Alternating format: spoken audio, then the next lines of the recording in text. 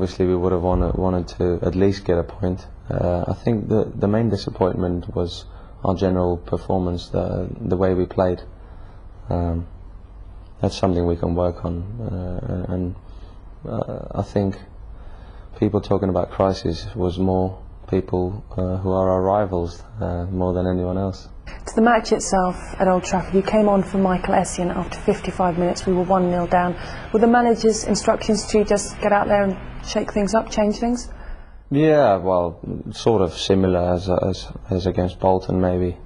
Try and be a little bit more forward, not as a midfielder, but not as a striker either. Just be sort of a link man between, and you know, get hold of the ball.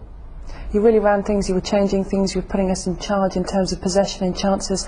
Sometimes when you're not starting, do you feel that you do have a point to prove when you come and you think, I'm going to come out here and I'm going to make a difference? Well, yeah, it's funny. I was actually was speaking with Steve Clark and a few people in Betis. I actually felt really strong and I felt really sharp and quick.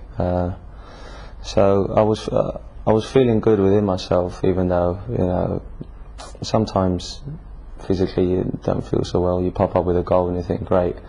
That day I'd missed a chance and I just wasn't going to let my head drop. Went into the game at Old Trafford just thinking, you know, just come on, you know, there's no pressure on you really, even though there is pressure for you to maybe produce something.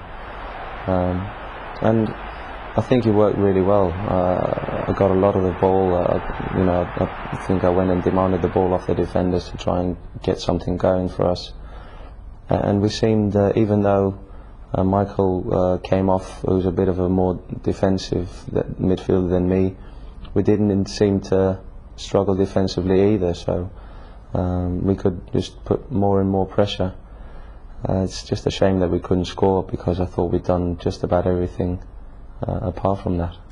After the match there was some talk about it had been 14 matches unbeaten, then we lose at Old Trafford. How significant or not is that result? Is it just us fans that focus on things like records and matches unbeaten?